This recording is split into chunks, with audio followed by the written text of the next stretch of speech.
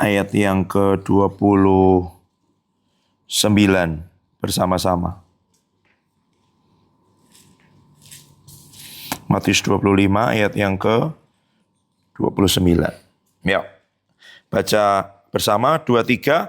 Karena setiap orang yang mempunyai kepadanya akan diberi sehingga ia berkelimpahan. Tetapi siapa yang tidak mempunyai, apapun juga yang ada padanya akan diambil daripadanya. Ya. Oke. Saya dapat ini mungkin 1-2 hari yang lalu. Waktu merenungkan ini,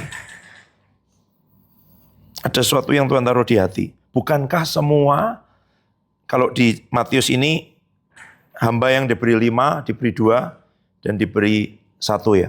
Bukankah semuanya mempunyai, ya kan? Kan semua diberi. Ada yang diberi 5, diberi 2, diberi 1. Itu. Tapi ternyata yang disebut mempunyai itu bukan apa yang diberi Tuhan. Itu. Yang disebut mempunyai itu adalah orang yang mengerjakan apa yang diberikan Tuhan dalam hidupnya. Itu yang dihitung mempunyai. Karena kalau yang diberi tambahan itu orang yang punya 5, karena dia mengerjakan 5, ya kan? Nanti yang punya 1 yang tidak dikerjakan, diambil diberikan kepada dia. Berarti mempunyai ini bukan tentang pemberian Tuhan dalam hidup kita. Setiap kita itu dapat pemberian Tuhan dalam hidup kita. Ya, saya nggak akan hitung ulang, tapi harga emas sekarang 2 juta berapa? 500. 1 gram. Bayangin. 1 kilo berapa? 2,5 M. Mana saya pernah hitung? 2.500 triliun kayaknya itu. 1 talenta. Bayangin. Atau kita hitung ulang, nggak usah ya. Gitu. Tapi itu banyak sekali loh. Yang Tuhan sudah beri dalam hidup kita. Gitu. Sekarang persoalannya jangan lagi lihat, kok dia punya ini saya nggak punya. Kok dia bisa itu saya nggak bisa. Gitu loh. Jangan. Gitu. Cara kita untuk menerima lebih dari Tuhan adalah mengerjakan apa yang Tuhan sudah beri dalam hidup kita. Gitu. Nah itu caranya. Coba lihat sekarang ayat yang ke-16.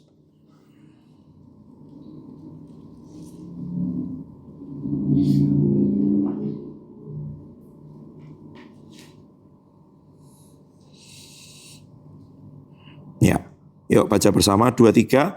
Segera pergilah hamba yang menerima 5 talenta itu. Ia menjalankan uang itu lalu beroleh laba 5 talenta. Ayat 17. Hamba yang menerima 2 talenta itu pun berbuat demikian dan berlaba 2 talenta. Oke, coba ya saya baca sekarang terjemahan literal Indonesia. Dan setelah pergi, yang menerima 5 talenta itu bekerja dengan talenta itu dan menghasilkan. Jadi ya, catatan saya ini menerima, semua menerima. Memang jumlahnya beda-beda. Tapi kemudian dia bekerja. Itu loh. Dikatakan di terjemahan Indonesia itu menjalankan. Sebentar, saya lihat.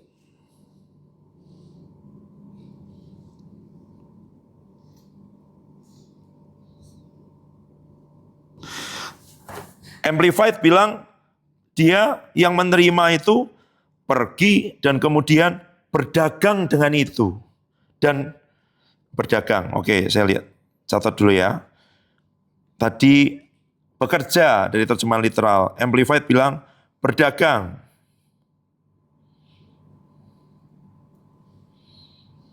Sama.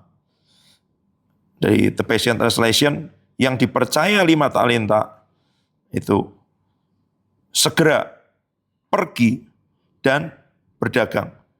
Dan kemudian dia menggandakan, memultiplikasi hasil dari investasinya. Bayangin. Jadi seperti kalau Tuhan beri kepada kita itu pasti bentuknya benih. Itu loh. Jadi mana Tuhan jagungnya? Itu tak kasih benih. Ditanam, disiram, dipupuk, tanahnya disiapkan, disiangi, ya kan? Tanya sama Re. Itu prinsip yang sama diterapkan di dalam apa yang Tuhan beri dalam hidup kita. Nah, kamu ngeceknya macam-macam. Tuhan beri di mana? Di fisik, ya kan? Ada kemampuan, ada orang pegang alat musik apa, cepat sekali belajar.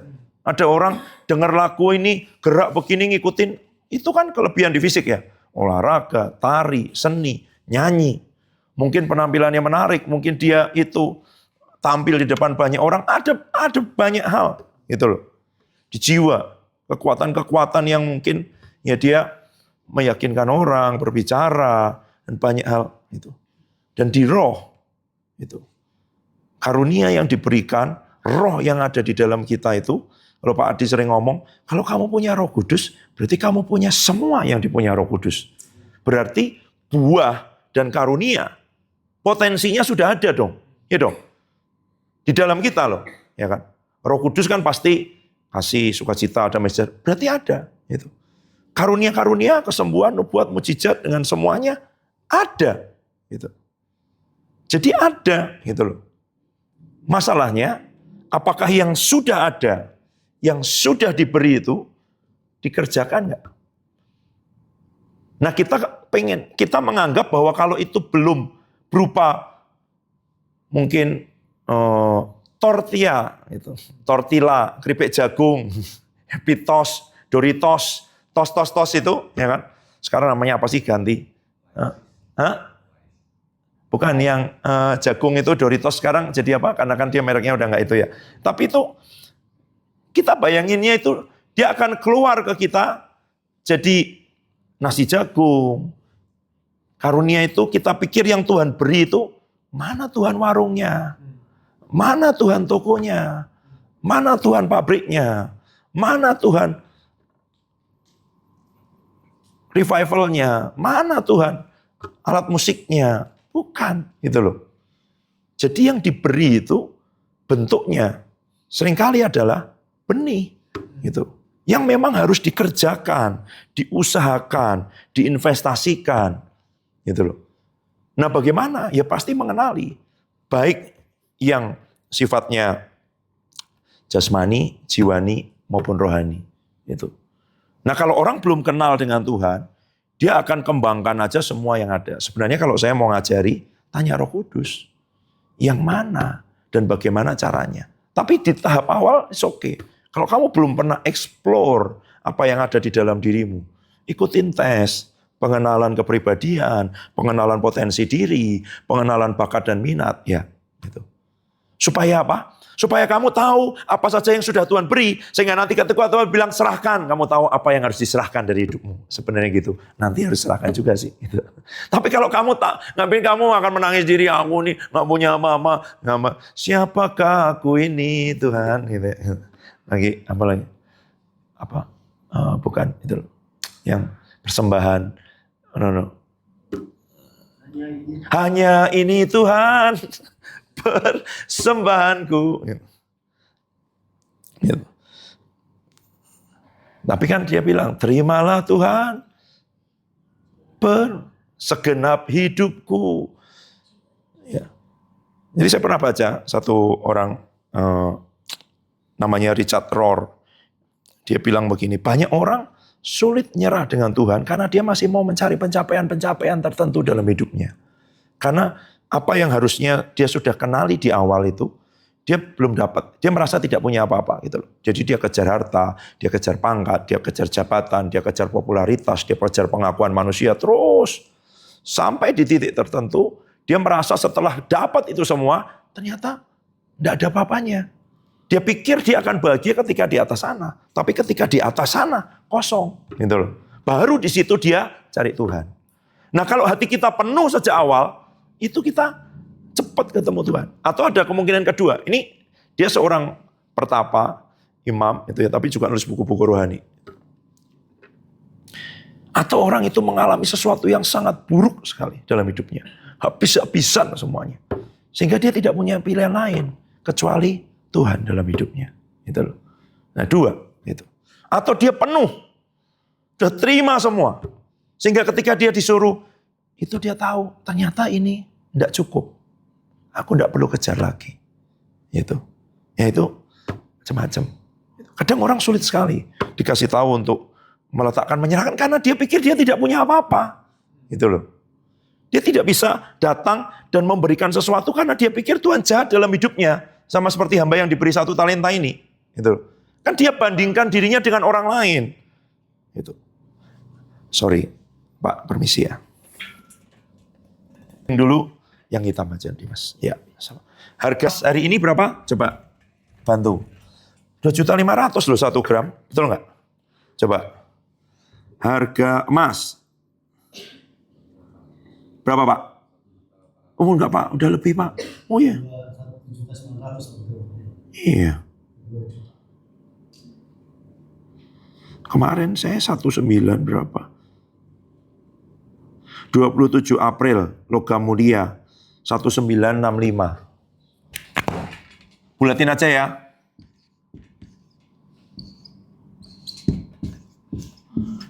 Per gram. Kalau 1 kilo berarti dikali 1.000, betul kan? Sama dengan 2 miliar kan? 2, nolnya 9. Betul ya? Oke. Ini 1 kilo, karena dikali 1.000. Nah, talenta itu 33 sampai 35 kilo. Anggaplah 33 kilo. 2 miliar dikali 33. Dikali. Berapa? Berarti 66 miliar ya. Betul nggak? Jadi hamba yang diberi 1 talenta itu dikasih 66 miliar.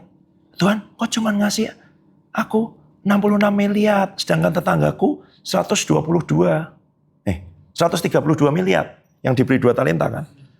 Yang lain 66 kali 5 berarti berapa? 330 miliar.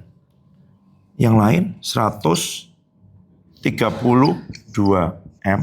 Yang satu 66 kali 5 betul ya? 330 M. Nah ini, wow. Ya kan? Kalau kita beli nasi gudeg, bisa banjir Salatiga. Ya kan? Beli soto aja, wah muncul itu bisa meluap. 66 M loh. Gitu. Bayangin. Itu loh yang Tuhan beri, yang dianggap selalu. Jadi karena kita nggak kurs, kita pikir 1. Gitu loh. Bukan. Itu sebesar ini loh. Yang Tuhan beri itu loh. Di dalam hidup kita. Paling minim. Gitu. Nah sekarang bagaimana? Tanya sebenarnya kepada Roh Kudus. Yang paling ngerti. Ini mau diapakan Roh Kudus? Harus bagaimana? Kalau enggak nanti kita terlalu lama. Karena prosesnya harus ngikutin yang dasar dulu. Ini dilatih, ini di ini. Orang bisa banyak alat musik, dia belajar semua, dia belajar. Kalau dia mulai belajar, Tuhan kau mau apa? Gitu loh. Jadi penyembahan. Oke. Ada hubungannya dengan vokal, ada hubungannya dengan nada, ada hubungannya dengan musik, ya kan? Ada hubungannya dengan itu. Kamu belajar ke arah situ. Gimana Tuhan? Gitu loh. Nggak apa-apa. Tapi kadang-kala ada juga kamu tidak punya kemampuan. Di situ Tuhan bilang, itu nak. Gitu. Nggak apa-apa. Ikutin aja. Tapi harus pasti dimulai dengan sesuatu yang bentuknya itu mentah, benih. Yang harus diolah, dikerjakan, diinvestasikan. Di bahasa ini, seperti berdagang, diusahakan. Ada yang dikerjakan. Gitu loh. Setelah kamu kenali apa yang Tuhan beri, bagaimana mengerjakan itu. Gitu. Dan ini yang seringkali luput. Gitu loh. Dan memang sedihnya, luputnya itu kepada mereka yang diberi sedikit. Sebenarnya sedikitnya banyak. Cuman karena dibandingin sama orang lain, merasa sedikit. 66 M. Gitu. Ya kan? Coba 66 M itu. Kita bermimpi aja, bikin catatan mau beli apa aja. Kamu cari di Shopee, Tokopedia, mau belanja apa, coba habisin 66 M. Apa perlu minggu depan kumpulkan. 66M mau kamu beliin apa? Ya kan? Gitu. Bikin catatan, cari semua daftar harga. Oh, motor mau beli berapa? Mobil beli apa? Rumah, tanah, ya kan? Gitu. Udah kayak main monopoli itu loh. Oh, pengen hotel, rumah, gitu. Coba bayangin aja, itu ada loh. Tapi kita kan tidak melihat seperti itu, gitu loh. 66M yang paling kecil yang Tuhan beri, tapi dia kubur. Dia, apa yang dikatakan Tuhannya itu? Ayat 23.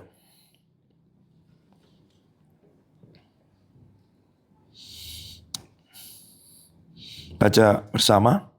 23.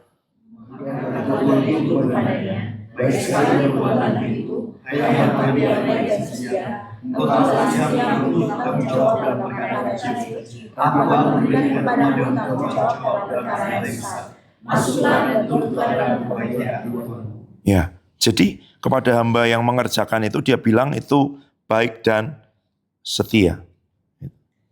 Karena dengan apa yang diberi dia kerjakan. Dia tidak bandingkan, dia tidak, pokoknya ya sudah diberi itu berarti diberi kepercayaan, diusahakan. Karena Tuhan itu tidak menuntut yang diberi 2 itu untuk menghasilkan 5 kan? Itu loh. Tidak ada tuntutan itu. Itu loh. Jadi bagaimana mengerjakan yang diberi di dalam diri kita. Tapi bagaimana kamu tahu kamu mengerjakan itu kalau kamu tidak tahu bahwa kamu menerima. Gitu loh. Bahwa sudah diberi dan yang diberinya sebanyak itu. Nah, kalau orang masih terus bergumul dengan gambar diri, dengan kompetisi, dengan membandingkan diri dengan orang lain dan semua, dia tidak akan masuk untuk mengembangkan ini, gitu loh. Sedikit-sedikit urusannya lihat orang lain, lihat apa yang dikerjakan orang lain itu. Ya. Jadi ini kuncinya. Kuncinya itu satu, tahu ya kan, bahwa kita ini sudah menerima. Nah, yang diterima itu harus dikerjakan. Itu. Ada cara natural seperti yang saya bilang tadi, nggak apa-apa. Saya juga pernah psikotes, tes kepribadian, tes potensi, tes bakat minat, tes karunia, tes semua. Itu akan menumbuhkan sesuatu. Dahsyat juga ya. Rasul, ya kan? Gitu. Hasil tes, ya kan? Gitu. Nabi, gitu. Ya, luar biasa. Itu loh. Karunianya begini, tensinya, kepribadiannya. Ya dong. Nanti yang belum golden time akan tes golden time. Tapi ada tes-tes online dengan itu. Itu seperti gambaran, bayangan ini loh. Yang Tuhan beri di dalam hidup kita sebanyak itu sebenarnya. Nah sekarang karena kita punya Roh Kudus, jangan hanya jalan dengan yang natural. Kamu harus minta pimpinan seperti apa ini. Meskipun sebenarnya mungkin kekuatan kita paling kuat itu di pelayanan anak. Tidak apa-apa, Roh Kudus. Kau maunya aku apa? Belajar dong. Kalau Tuhan beri hati di dirimu tentang keadilan, tentang bisnis, tentang pertanian, tentang apapun. Sejauh mana kamu itu dengan sengaja mengembangkan, menaruh perhatian, memberi makan, melihat tontonan yang ke arah situ. Gitu loh. Kemarin saya dengarkan, itu bagus sekali. Coba kamu lakukan ya prakteknya.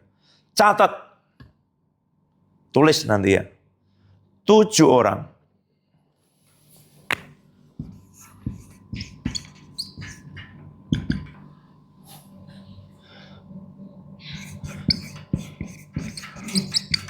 Yang kamu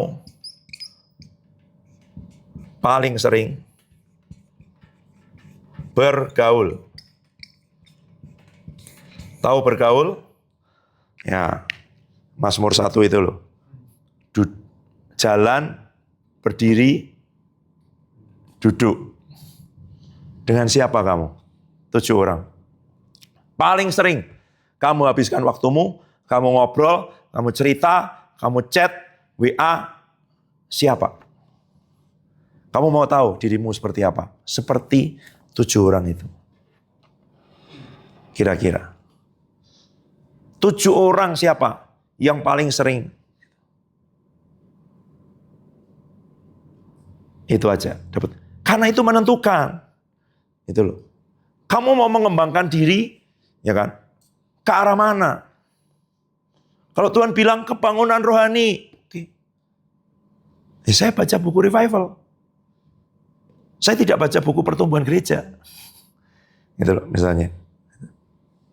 Bukan karena pertumbuhan gereja tidak penting, karena itu bukan panggilan saya. Bukan yang Tuhan bilang di hidup saya.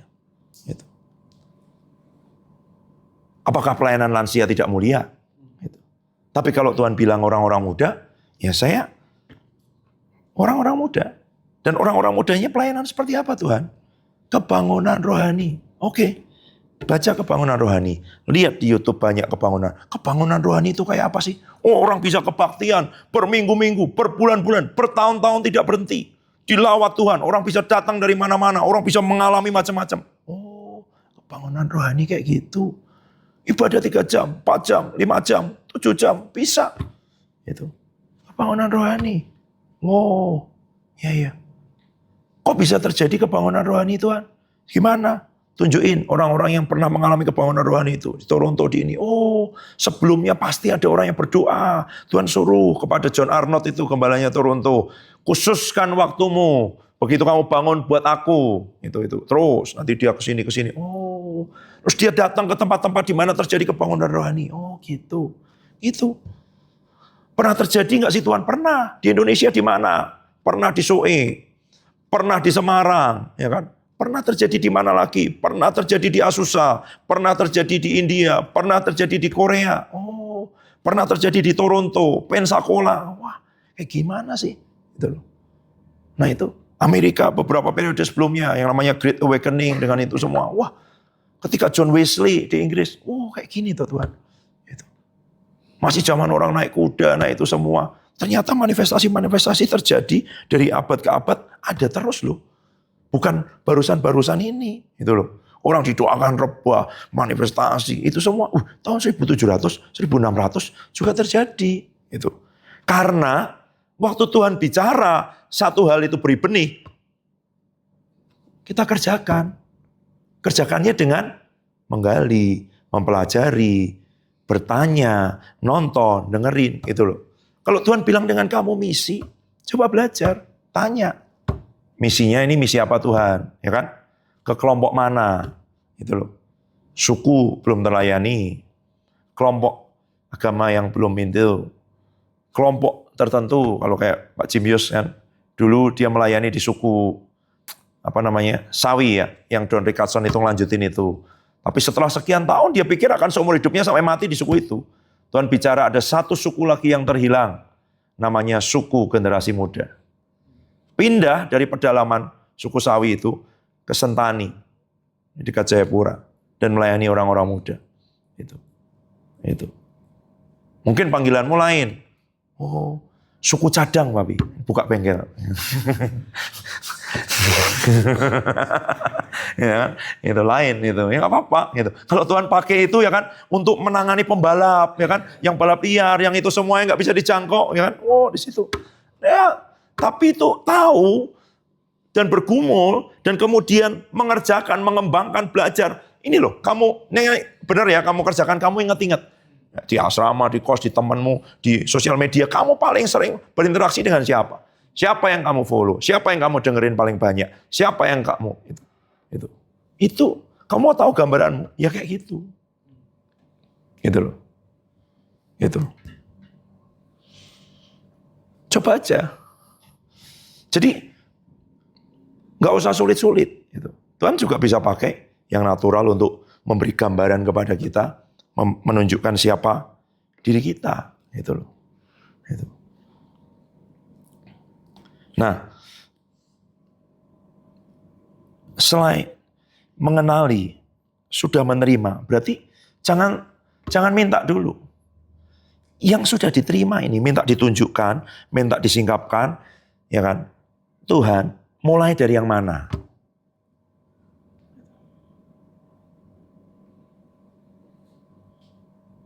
Tuhan akan pakai kamu berbicara di depan ribuan, puluhan ribu, bahkan ratusan ribu orang. Oke. Dengerin Reinhard Bonnke, dengerin Billy Graham. Tidak Tidak cocok kamu terlalu banyak mendengarkan Pak Adi Sutanto. Karena beliau kalau bisa 50-25 orang itu jangan banyak-banyak. Lebih senang yang intim. Ya enggak apa-apa toh. Orang kan punya panggilannya. Gitu. Reinhard Bonnke sekali kebaktian 3,5 juta, 5 juta. Dan gitu. Nah kan itu panggilan. Jangan kepengen seperti Reinhard Bonnke kalau kamu tidak punya panggilan, ya kan? Menggigil kita di depan itu mau ngomong apa, ya kan? Tapi kalau Tuhan yang memberi itu, Reinhard Bonnke, homiletika, ilmu khotbah hampir tidak lulus. Nangis dia keluar dari kelas itu. Dengar dosennya rembukan mau nggak lulus. Bahasa Inggris pelajaran paling dia tidak bisa karena dia orang Jerman. Tapi kalau Tuhan panggil yang ilmu khotbahnya hampir nggak lulus dan nggak bisa bahasa Inggris, khotbah di depan 3,5 juta, 5 juta. Bukan masalah itu. Gitu loh. Tapi kan dia mulai dengan 2 orang, 3 orang, main akordeon, penginjilan di perempatan, dilakukan dengan setia. Karena Tuhan bilang ke dia, Afrika ya, pergi dia ke Afrika. Bapaknya pendeta aja nggak percaya, bapaknya dia pendeta Pantekosta, tidak percaya dengan panggilan dan penglihatan yang diterima anaknya sejak usia belasan tahun. Tapi di hatinya terus Afrika. Kamu tahu kakak-kakaknya, saudara-saudara Reinhard Bonnke dan adiknya. Ada yang jadi agen rahasia Jerman, ada yang jadi doktor, ada yang jadi pebisnis, ada yang jadi itu semua. Dan sejak kecil, sejak muda, dia dianggap remeh sekali. Sampai satu titik ketika itu semua mereka berkumpul, mereka mengakui, ternyata hidupmu yang paling bermanfaat, memberkati hidup banyak orang. Dulu kami pikir ini, kamu paling bodoh, paling sial, paling celaka di keluarga kita. Ternyata bukan. Itu ya. Itu. Jadi bukan berarti Afrika oh ya sudah gitu. Dia doa, dia punya peta Afrika, dia bergumul, dia tanya sama Tuhan dihadapkan itu loh. Caranya seperti itu, gitu loh. Kalau Tuhan bicara sesuatu itu di hidup kita. Jadi ini macam-macam ya. Karunia tadi ada, pengurapan ada, panggilan ada. Kamu gali dong, kamu belajar dong, kamu kembangkan dong, kamu sirami dong. Kamu kan sekarang resourcesnya mudah sekali, banyak sekali ya kan? Gitu. Pakai untuk yang seperti itu. Cari informasi, gali, tapi juga jangan asal gitu ya. Tanya Roh Kudus, ini dari siapa? Gitu. 6 tahun yang lalu, saya pernah dengar namanya Bill Johnson karena ada kakak tingkat saya nggak pernah ketemu, tapi saya baca proposalnya, bikin disertasi di Birmingham tentang Bill Johnson. Tapi saya belum pernah dengar Randy Clark, saya belum pernah dengar Andrew Wommack dan Guillermo Maldonado. Tapi ada nabi datang dan bilang, Tuhan mau pakai kamu, pengembalaan tapi mujizat. Mengajar tapi mujizat. Jadi kamu belajar dari Bill Johnson, Randy Clark, Andrew Wommack, Guillermo Maldonado. Karena mereka ini memang gembala, memang mengajar. Bukan yang teriak-teriak begitu, tapi mujizat terjadi. Oh ya, saya beli bukunya. Saya dengerin khotbahnya. Sampai sekarang bukunya Bill Johnson mungkin yang dalam bahasa Indonesia, ada beberapa yang tidak ada bahasa saya hampir punya segini. Gitu. Dengerin khotbah-khotbahnya, saya ikutin Instagramnya. Gitu loh, kamu jangan follow yang viral, follow yang gitu. Bukan, yang sesuai dengan apa yang Tuhan taruh di hidupmu. Gitu loh. Gitu. Andrew Wommack saya juga punya banyak. Guillermo Maldonado saya rasa saya kumul itu nggak terlalu ini. Ya. Tapi Randy Clark bukunya nggak banyak, itunya banyak. Saya dengerin, oh ternyata ini yang dipakai Tuhan untuk membawa api di namanya Toronto Blessing. Dan seperti itu semua. Itu nggak banyak, kalem sekali. Tapi ada percakapan dengan itu, kesembuhan terjadi, mujizat terjadi, dan dia diberi Tuhan impartasi. Mengimpartasi itu bisa membagikan apa yang ada di dalam dirinya, roh Tuhan di dalam dirinya pada orang lain. Sama seperti Musa, rohnya dipindah kepada 70 orang tua-tua itu, mereka dapat itu. Disuruh Tuhan membagikan kepada Yosua, hikmat, kebijaksanaan, otoritas itu turun pada itu semua. Itu. Sama seperti Paulus bilang, apa yang sudah kamu terima lewat penumpangan tangan. Nah itu. Nah Randy Clark punya panggilan khusus seperti itu. Nah karena saya pelajari hidupnya, 3 tahun ini salah satu yang Tuhan latih saya, mengimpartasi, membagikan itu kepada banyak orang. Apakah ada sebelumnya? Tidak ada. Tapi karena waktu Tuhan bicara begitu, berarti dia beri benih. Gitu loh. Waktu 3 tahun yang lalu, saya dicemplungin Pak Yohanes Lili untuk ikut mendoakan pengurapan itu. Ya percayalah. Tuhan, ya, di depan ini saya bahasa roh. Lama. Sampai semua orang bilang, kalau di depan didoakan Pak Roni ini nanti lama. Ya saya nggak tahu apa-apa. Saya sudah doa gini. Nggak ada penglihatan, nggak ada suara, nggak ada perasaan, nggak ada gerakan apa-apa. Bahasa roh lagi terus. Apa Tuhan? Nggak tahu. Gitu. Nggak diajarin. Nanti gini ya Pak, kalau dapat sesuatu. Nanti setelah berapa kali, baru beliau. Pokoknya praktik itu gini. Ada dorongan ini, bergerak aja. Nggak usah nunggu jelas. Nggak usah nunggu ini. Oh, ya udah praktek. Gitu ya. Dari mendoakan 40 orang, 100, tambah, sampai 2 hari. Berapa? 400, 500 atau itu. Tapi tidak langsung begitu kan. Gitu loh. Dan itu stres. Karena itu sesuatu yang tidak bisa dipersiapkan. Kecuali hati yang berserah sama Tuhan. Kan tidak bisa. Pak, tolong kasih nama dulu semua peserta. Jadi saya bikin catatannya. Ini bisa saya lihat Facebooknya dulu kira-kira sering posting apa. Kan nggak ada persiapannya gitu. Buat orang yang sebenarnya panggilan dasarnya adalah pengajar, itu menakutkan. Karena pengajar itu mesti ngerti, mesti dapat penjelasan. Hidup tanpa penjelasan itu sulit sekali. Gitu. Terjadi sesuatu ini mesti ada penjelasannya. Memang mesti ada penjelasannya, firman. Gitu. Dia akan mengejar penjelasan. Bahasa teologisnya itu faith seeking understanding. Iman memang datang lebih dulu, tapi dia mencari pengertian. Jangan kebalik, gitu ya. Kalau kamu dengan pengetahuan dulu, itu menghalangi iman. Iman dulu, nanti iman itu mencari pengertian. Kenapa begini? Tuhan akan beri penjelasan, gitu. Beri pengertian, gitu. Nah,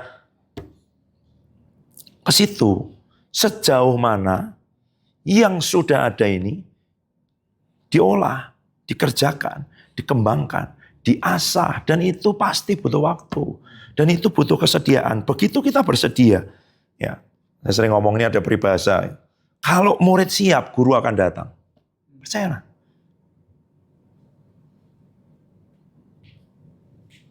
Tiba-tiba ada orang kok begini ketemu, nyebut namanya si ini. Ada nama-nama orang yang saya nggak pernah tahu sebelumnya. Waktu Ibu Incipto datang tahun 2019, 3 hari itu.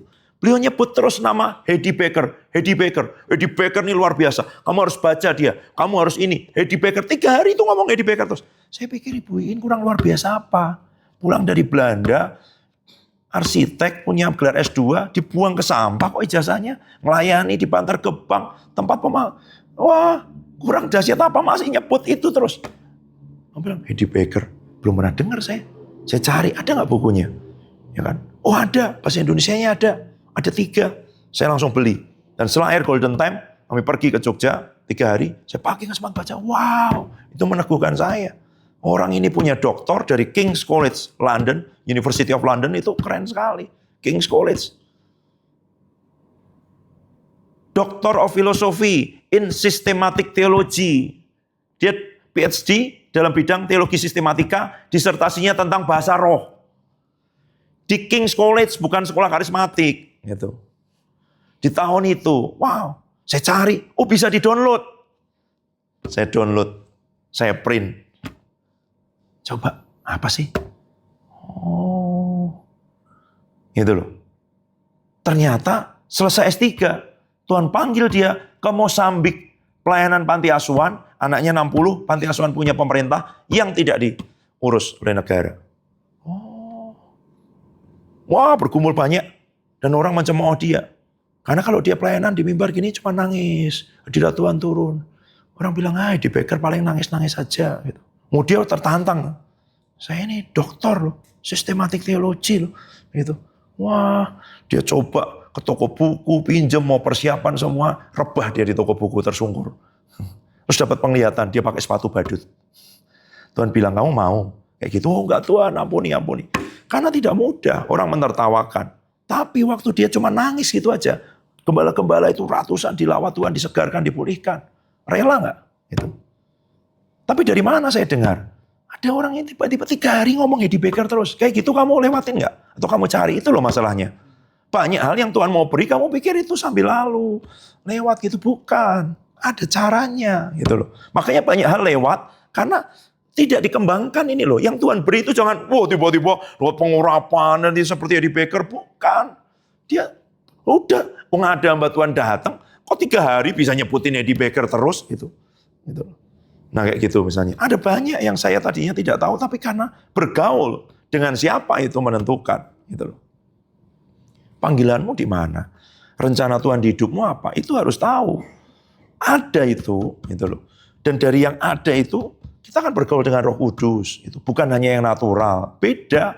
Kalau orang hanya natural, ikut semua tes itu, kembangkan aja mana yang paling kuat, yang paling itu. Pergi ke psikolog gitu. Itu cukup untuk tahu mapping. Kamu punya Roh Kudus yang bisa ngajarin kamu yang mana. Gitu loh. Yang sesuai dengan rencana Tuhan yang sempurna. Jadi jangan kamu pikir ada kehendak Tuhan yang sempurna terus kamu tidak mengerjakan apa-apa. Ini harus menyinkronkan kehendak Tuhan yang sempurna dengan respon kita. Nah ada orang yang terlalu semangat, terlalu di sini, dia nggak cari kehendak Tuhan yang sempurnanya. Begitu, penginjil, oke, pokoknya ajar, semua diinjili, semua di itu. Iya. Penginjilan tuh macam-macam. Pribadi, ya kan? Yang model KKR begitu, lewat sosial media, lewat apa, platformnya apa, kemana, gitu loh. Itu. Tapi tentu belajar dasar pemberitaan Injil dong. Kabar baik, ilmu misi, dengerin Billy Graham. Enggak ada salahnya, pasti. Arahnya ke situ tuh, gitu loh. Enggak perlu terlalu banyak buku pastoral, pengembalaan, church planting, bukan itu kok, gitu. Misalnya gitu loh. Nah yang kayak gini loh, banyak orang setelah dapat rencana Tuhan, dapat nubuatan, didoakan, dia pikir itu akan terjadi begitu saja. Bukan. Dia harus merespon, mengembangkan apa? Sebab kepada yang mempunyai, dia akan diberi. Loh, bukankah semua mempunyai? Kenapa yang diberi kok yang punya, yang mengembangkan, yang mengerjakan? Bukan yang hanya punya, gitu loh. Itu. Jadi kalau nanti ditambahi, diberi lagi, dikembangkan, maksudnya apa yang ada ini tadinya nggak ada, terus bisa ada, bisa berkembang lagi. Itu karena kamu sudah coba mengembangkan apa yang Tuhan beri di dalam dirimu. Itu. Sampai sejauh mana? Itu. Satu hal saya sering ngomong sederhana, banyak orang berpikir bahasa roh itu begitu saja, bukan. Bahasa roh aja bisa diterobos. Kamu tidak punya karunia nubuatan. Bahasa roh, doain orang sampai dapat sesuatu. Tuhan ini apa? Dapat satu clue. Itu nanti bisa terjemahkan, bisa jadi nubuatan. Gitu loh. Kamu tidak tahu, tidak punya karunia pendoa syafaat. Kamu bahasa roh terus mengerang. Itu jadi syafaat. Bahasa roh, ya kan? Worship, kamu nggak bisa nyanyi. Ya kan? Udah les vokal, kalau Pak Alex setelah les vokal bisa kan itu. Ada yang setelah les vokal juga tetap fales. Bahasa roh fales nggak apa-apa kan? Terus itu. Jadi penyembahan di dalam roh, kamu baru henayaso. Itu udah sampai diterobos. Bahasa roh aja loh. Yang orang tuh basic ya kan? Bahasa roh. Nah saya pernah cerita bagaimana siapa namanya? William Seymour menerobos bahasa roh itu butuh bertahun-tahun. Minta sama Tuhan. Gitu. Kita mungkin ya ada yang berapa bulan, ada yang berapa itu. Belum terlalu. Tapi bahasa roh itu jangan dimensi bahasa roh. Masih banyak. Gitu loh. Gitu. Itu aja kita belum. Gitu. Jadi kalau bahasa roh aja. Kamu terobos. Itu yang lain nanti ditambahin Tuhan tuh. Nih, karunia. Ini semua, itu loh. Itu baru bahasa roh. Kita bahasa roh, salah-salah, sembarang, nggak dengan segenap hati, segenap tenaga, nggak dengan itu, nggak didesak sampai keluar gitu. Pak Petrus Agung kalau ngajarin bahasa roh, itu sampai ada yang jebol di dalam. Terus, kalau sampai belum itu terus, gitu. Karena itu nerobos jiwa, nerobos halangan di sini, terus gitu. Itu aja kita belum loh. Bahasa roh sebentar, udah. Bahasa roh aja coba. Kamu kembangkan, kamu gali, kamu olah. Wow, itu kan udah dahsyat. Ngomong langsung sama Tuhan, membangun diri, ya kan? Erangan-erangan, keluhan-keluhan yang tidak terucapkan. Itu penyembahan, kan menyembah di dalam roh. Gitu. Kata-kata habis, ya dengan irama penyembahan itu berbahasa roh terus. Kan kita pernah itu, coba terobos, langsung manifestasi, langsung itu semua. Kenapa enggak? Itu loh. Itu aja loh. Yang orang pikir, wow, ya bahasa roh itu bukan itu. Waktu saya ngobrol dengan Pak Yohanes Lilik terakhir itu beliau bilang gini, saya ini lagi mau masuk ke mendalami yang area-area pelepasan, beliau bilang gitu. Karena sepertinya kesembuhan ini terobosan-terobosan banyak dari sini. Itu kalau ngobrol sama Pak Yohanes Lilik, ada orang pelayanan kesembuhan, tapi nggak banyak dia ngerti, gitu ya. Bahasa saya itu tidak punya kerasulan kesembuhan. Kalau ngomong sama Pak Yohanes Lilik, oh Ellen tuh kayak gini, oke. Catherine Kuhlman kayak gini, Smith Wigglesworth tuh kayak gini, John Gillick kayak gini. Tuh sekarang Oral Robert kayak gini. William Branham kayak gini. Wah, kaya sekali gitu. Jadi saya kalau ngobrol tuh bisa, saya lagi belajar Ellen. Ya, saya lihat-lihat sedikit, tanya dulu dong, Pak. Ellen gimana kalau Bapak? Oh gini. Itu udah kayak summary, nggak usah tanya ChatGPT ya kan. Gitu. Dan itu bukan cuma knowledge, tapi sudah diendapkan di sini kan. Gitu. Itu aja nama penginjil-penginjil kesembuhan, kamu pernah dengar nggak? Sebanyak yang saya sebut tadi. Itu belum semua. Hilang nih nanti kalau itu.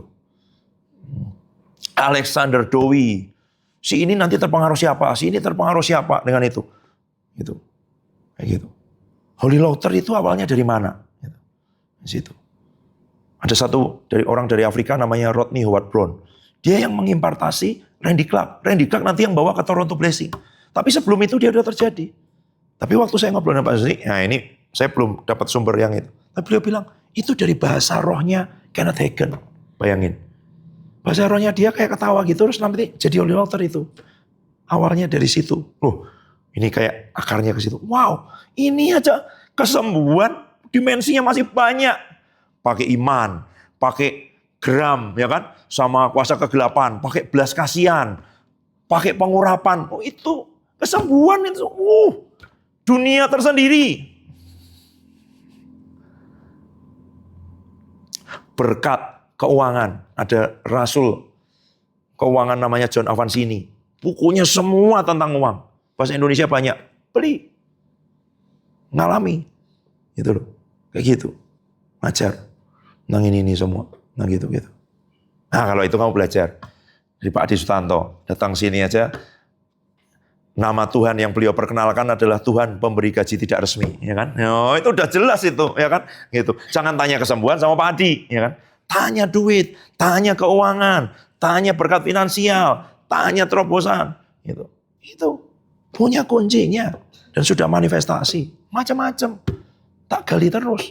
Kapan Bapak mulai ngalamin ini? Kok bisa? Kok gini-gini? Tanya terus, gitu. Gitu loh. Ya. Jadi itu tuh jangan kamu pikir kesembuhan gitu.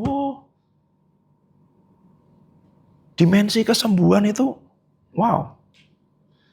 Makanya saya ngomong, ini Dimas pernah doain orang yang di area-area kaki sembuh. Itu nanti naiknya kamu area sekitar kaki situ. Kaki-kaki sudah sembuh. Soalan jadi tulang belakang, atasnya deket-deket itu kayak area itu kayak kita menduduki sebuah tempat, sini sudah sampingnya melebar ke kanan ke kiri gitu loh. Gitu. Jadi itu kayak gitu. Nah kamu lakukan nggak? Gitu. Kan yang Mami cerita kemarin kan, dia mulai dengan mendoakan bapaknya 2 tahun terus-menerus dan nggak sembuh. Tapi kan itu kayak latihan ya. Ya Mami Aning, Bu Aning berdoa manggil capcay, beras, telur 1 tahun nggak ada yang datang. Makan nasi sama garam, makan nasi sama kecap. Capcay datang, baru seminggu udah berhenti ganti jurus. Sampai datang, sampai dapat, sampai sembuh. Gitu loh. Nah, penginjil sampai bertobat, datangin lagi, doakan lagi, injil lagi, sampai diusir. You know.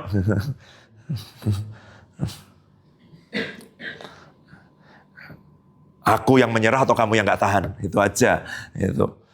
Ngusir setan juga gitu ya kan, gitu. Kamu yang pergi, jangan ngomong atau aku yang pergi ya, nanti pasti dia nggak mau pergi gitu.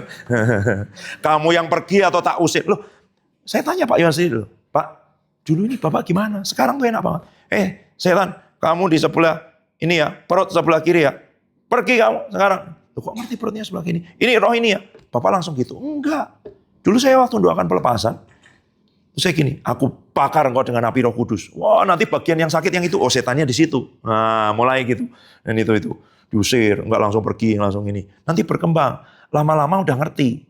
Lama-lama udah ngerti setannya apa. Lama-lama nggak usah ditanya lagi, nggak usah dibakar itu, udah langsung ngerti. Lama-lama bisa diginiin. Saya pernah lihat tuh, diginiin dorong gini-gini keluar. Tapi itu ternyata proses bertahun-tahun gitu loh. Dipanggil jadi pelayanan kelepasan, kok nggak keluar? Saya usir udah 5 jam, setengah hari, semalam.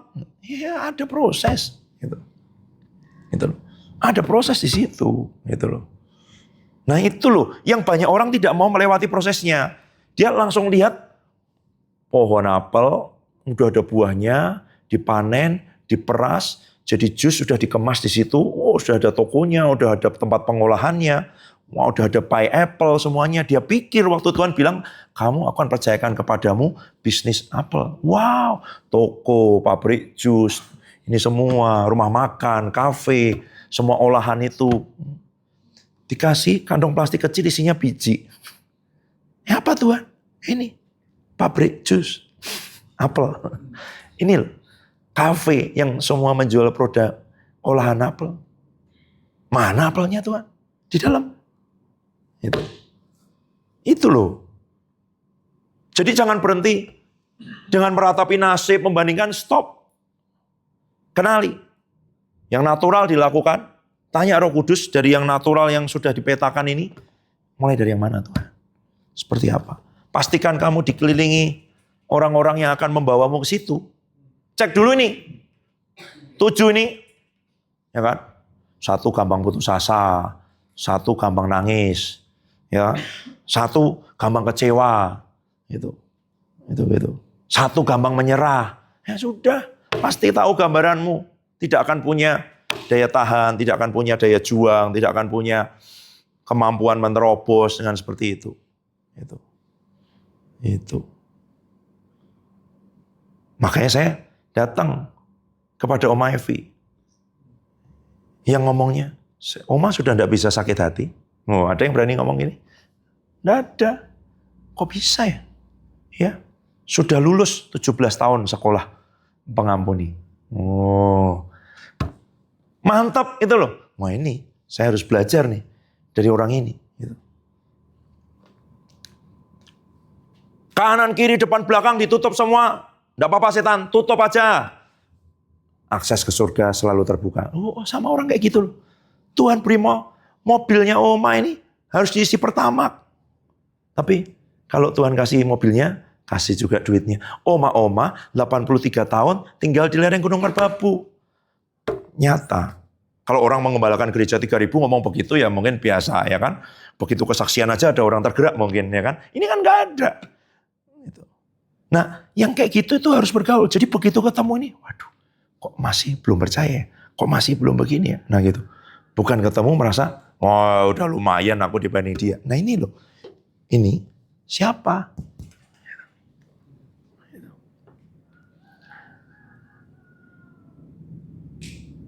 Potong aja. Yang seperti itu begitu kamu tahu, ini jauh nih arahnya. Ini belum ngerti panggilannya. Ini belum jelas dengan hidupnya. Ini belum itu. Ya kamu akan ketularan gak jelas. Gitu. Pastikan ini orang yang ngerti. Hidup di situ. Punya ketekunan, punya kesetiaan. Mau mengerjakan maunya Tuhan dan semuanya gitu loh. Di dunia apapun gitu loh. Areanya bisa beda-beda. Tapi pastikan kamu dikelilingi, bergaul, gitu ya. Bergaul itu bisa dengerin kesaksiannya, khotbahnya.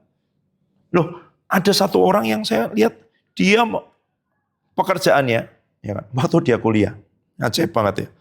Ya kuliah di Amerika jauh-jauh nggak pernah kuliah, tapi dia pergi ke perpustakaan membaca biografi orang-orang terkenal, orang-orang berhasil, entah jenderal, entah petualang, entah pedagang, entah penemu, pokoknya itu aja baca itu semua. Wow. Itu luar biasa loh. Dia kan mengelilingi dirinya gitu loh, dengan orang-orang begitu. Nah, itu lakukan sesuai dengan, jangan semua. Dulu saya pernah melakukan itu, makanya di kamar saya ada banyak buku macam-macam itu karena saya kelilingi aja sekolah macam, oh, saya seneng ini, seneng itu. Lalu sekarang ya sesuai dengan apa yang Roh Kudus tuntun, pimpin. Tapi jangan jadi syukur, nggak jadi ya sudah gitu. Oh janji Tuhan gitu pasti. Iya janji Tuhan itu menunggu responmu gitu loh. Nanti dia akan tambahi, dia akan bukakan, dia akan tunjukkan gitu. Kamu tanya sama Roh Kudus gimana toh ini gitu ya. Sebab baca lagi 29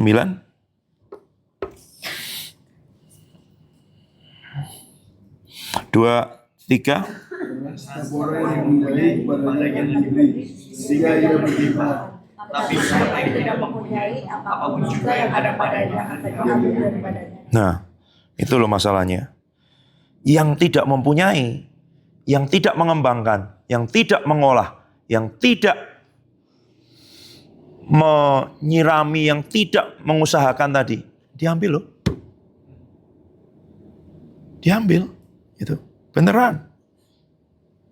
Kalau ngomong-ngomong pribadi ya mungkin saya cerita, tapi karena itu tidak bisa. Tapi itu betul, diambil oleh Tuhan. Tidak mau dikerjakan, itu loh. Ya. Jadi kamu diberi pilihan, kamu sudah diberi, ya kan? Itu. Dan yang diberi Tuhan adalah sebanyak ini. Ya. Stop untuk bandingin diri, lihat orang lain, meratap, mengeluh. Nah, Tuhan, bikin aja deh catatan. Coba kamu isi keranjangmu. Nggak bisa, cuma dari 30 toko kok, Tokopedia itu kok. Shopee nggak tahu. Check out 66M coba di Tokopedia. Ada ya sekarang mobil lewat Tokopedia, ya kan? Beli mobil listrik, ya kan? Saya mau beli gerbong kereta api, ya. Cepat habis tuh, ya kan? Beli stadion saya. Kamu belinya apa? Snack itu nggak habis. Kamu bisa bayangin nggak 66 mau beli apa? Saya mau beli gerbong kereta api, beli stadion. Kurang tuh mungkin. Wow, itu. Coba 66M, kamu dengar dari saya. Kalau nggak tak kasih PR, kamu bingung. 66M nih. Kalau beli kuaci itu kan, ditaruh di mana? Gitu. Ya. Iya loh, itu loh. Kamu pikir Tuhan main-main? Tuhan ini loh. Makanya dia bilang kamu jahat dan malas. Malas itu, saya cek tadi, itu kayak lambat, nggak merespon, nggak bergerak, gitu loh. Menunda-nunda, itu malas. Cari alasan, gitu. Itu malas. Kamu udah diberi kok. Nanti kamu akan ditambah-tambahi. Ini dikerjakan. Dan saya lihat, saya kasih tahu tadi kan, berbagai dimensi. Ya, saya ngomong yang natural terakhir. Saya pernah cerita kemarin kan, apa yang saya pernah belajar ya. Tanah liat misalnya. Ya. Saya cari info, cari itu. Saya pertama pergi ke Ungaran, Kampung Seni Lerep. Saya nggak tahu sekarang masih buka nggak. Ada bapak-bapak di situ ngajarin untuk anak-anak yang datang yang ke situ untuk main itu bayar 25.000, diajari satu bungkal tanah liat nanti belajar. Saya bayar sama bapak itu. Selesai saya ngajar di STT Abdiel, saya pergi ke situ. Setiap hari Rabu atau apa saya lupa, seminggu sekali saya belajar. Udah saya cari info lagi. Oh ada yang pakai ini di sini. Oh ada yang bikin ini di daerah Sukoharjo sana di Solo. Klaten juga ada, bikin kendi, bikin apa. Oh saya datang ke sana. Minta diantar, saya tanya-tanya. Saya pergi ke Jogja yang itu. Saya cari info, saya ketemu dosen di Solo yang bikin ovennya itu segede ruangan ini, dia bikin karya sekian meter, gede banget itu untuk tugas akhirnya dia. Karena dia dosen, itu semua. Kamu tahu nggak, saya temuin bapak ini yang dosen isi itu di mana? Di rumah sakit, karena istrinya mau melahirkan. Saya minta diajari, dia bilang, oke, belajar sama mahasiswa saya. Pergi ke rumah saya. Itu loh. Itu dulu yang jasmani aja saya kejar sampai kayak gitu kok. Sekarang janji Tuhan, pengurapan, karunia. Gitu. Itu yang jasmani, saya ngejarnya sampai kayak gitu. Gitu. Jadi ada nggak? Gitu. Kenapa? Awalnya dari ide. Saya bergaul dengan seniman-seniman. Mereka semua punya begini-begini. Masa saya cuma diskusi? Mereka senang. Karena mereka tanya pemikiran. Dan dari diskusi dengan saya dibikin jadi karya, jadi dasar, jadi ini semua. Dan gitu. Iya, khotbah harus ngomong, harus ini. Kenapa nggak menyampaikan pesan lewat karya seni? Gitu-gitu semua. Gitu. Oh iya, bisa. Apa yang aku bisa belajar? Apa yang teologis ya kayaknya? Oh, tanah liat nih, karena kita juga diambil dari tanah, ya kan? Gitu. Saya punya teman dulu, seorang dosen teologi juga seperti itu, dia bikin retreat, pergi ke tanah ini semua, supaya ingat dari mana kita diambil. Oh, jadi dia bawa itu ke Kasongan, di Bantul, ke itu semua, bikin itu. Oh iya, kenapa enggak? Saya akan mengembangkan teologi tanah liat, saya akan bikin pameran seni, macam-macam lah, itu. Coba dong. Itu contoh yang alamiah aja, yang natural pernah saya kejar seperti itu. Gitu loh. Ada nggak? Ada. Saya nonton film tentang TKI, Tenaga Kerja Indonesia, buruh migran yang ada di Hongkong dan itu semua. Terus di hati saya muncul, yang terjadi dengan hidup mereka gimana ya? Hak mereka gimana ya? Saya cari tahu, saya cari info, saya pergi ke satu LBH di sana. Kamu punya data nggak ini? Oh punya, ini semua. Oke, saya kontak. Oh saya ternyata punya teman yang melayani buruh migran di sana. Saya jadi punya data. Sekian juta di Hongkong, sekian juta di Taiwan, sekian juta di Korea, sekian juta di Malaysia, sekian juta di Singapura, di Timur Tengah. Paling banyak itu Hongkong dengan Timur Tengah. Dengan ini, yang paling banyak. Saya punya peta, ada titik-titiknya di mana ada buruh migran Indonesia dengan jumlah-jumlahnya. Gitu. Waktu itu belum doa syafaat, ya kan? Gitu. Gimana keadilan, gimana ini semua, gimana ya caranya ke sana ya? Tapi cari cara, begitu ada sesuatu. Saya dengar sesuatu tentang Palestina pada waktu itu, tahun 2009. Hati saya gelisah sekali. Kenapa? Karena pemberitaan di Indonesia tentang Palestina itu tidak seimbang. Dipakai, dipolitisasi sedemikian rupa, seakan-akan ini konflik agama, ya kan? Padahal bukan, itu loh. Ini masalah tanah, ini masalah sesuatu yang politik, internasional panjang, itu daerah yang dibagi oleh negara-negara dikuasa. Banyak. Tapi apa yang bisa dilakukan ya? Supaya orang Indonesia ini nggak serta-merta gampang dibodohin kayak gitu. Gitu loh. Waktu itu saya nggak punya TV di rumah. Di rumah tempat saya tinggal waktu saya pelayanan di Semarang. Saya beli TV. Supaya saya lihat. TV ini ngomongnya kayak gimana sih? Oh kayak gitu. Bukan karena saya pengen lihat berita. Saya pengen lihat nih. Nggak fair nih, nggak berimbang. Siapa yang bisa dilakukannya? Gitu. Oh, saya bisa pergi nih kalau saya sampai bisa tinggal di Palestina 6 bulan. Tinggal sama mereka, ketemu komunitas Muslim, Kristen, Yahudi. Yang di Palestina bukan di Israel. Saya kan bisa pulang ke Indonesia dengan pengalaman tangan pertama, saya bikin jurnal, saya bikin diary setiap hari. Apa yang saya alami di sana dan kemudian nanti saya akan bisa cerita, saya akan pergi dari satu tempat ke tempat lain. Saya kenal banyak pondok pesantren, saya akan cerita di Palestina bukan seperti kata TV itu. Bukan seperti kata TV-TV itu.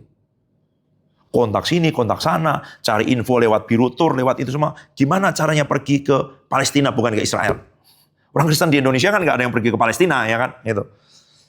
Saya kontak Gereja Protestan Belanda, Departemen Misinya. Mereka kontak perwakilan mereka di Dewan Gereja Dunia. Saya kontak kelompok teologi pembebasan Kristen di Palestina. Udah dapat respon dengan ini semua. Saya ikut satu acara konferensi internasional, saya ketemu Rabi Yahudi dari Amerika yang presiden Rabi di satu negara bagian Amerika dan dia coba menghubungkan saya dengan Rabi-Rabi Yahudi yang bekerja untuk perdamaian di sana. Tapi memang pintu belum terbuka untuk orang masuk ke Palestina lewat jalur independen. Dan Dewan Gereja Dunia harus negara yang punya hubungan diplomatik dengan Israel. Indonesia tidak punya. Jadi masih belum. Gitu. Dan waktu itu kemudian beasiswa buka. Tapi saya coba hubungi ini semua. Wow. Emang ada duitnya? Nggak mikir tuh.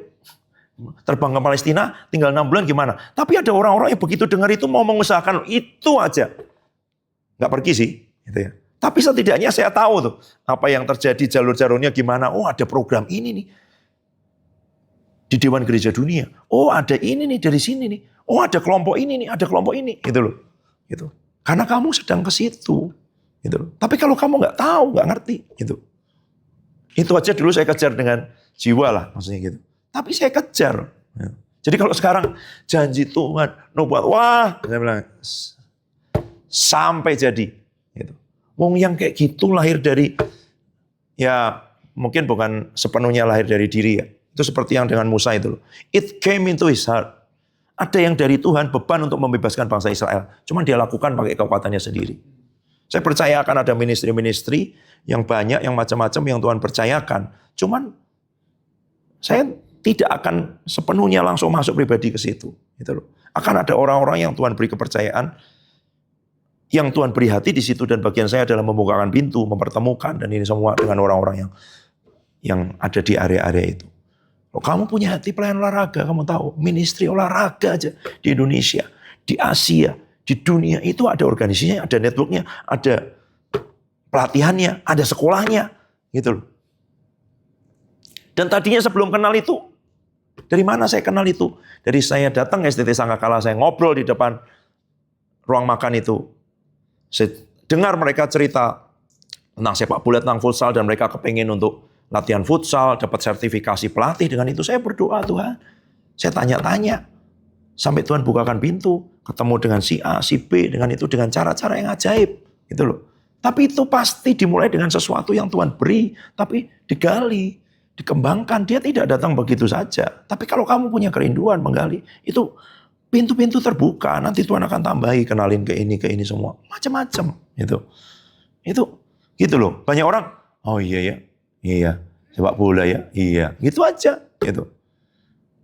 Internet ada, Google ada, AI ada, sosial media ada, YouTube aja, gitu. Tanya, cari, ya, kumpulkan, pelajari.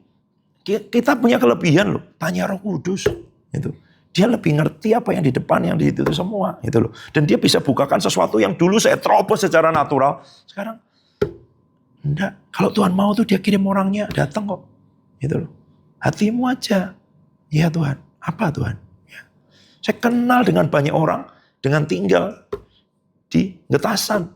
Tanpa pergi kemana-mana. Karena Tuhan kirimkan orang-orangnya itu untuk situ. Gitu loh. Ya kayak gitu loh. Misalnya. Gitu. Itu yang kayak. Ya. Bagianmu mengembangkan. Bagianmu mengolah, bagianmu melipat gandakan, bagianmu menyirami, bagianmu untuk tanya Roh Kudus dan terus menggali, terus dikembangin. Nanti kamu akan lihat. Jangan pikir terus setelah kamu gali, jadi besok tunggu.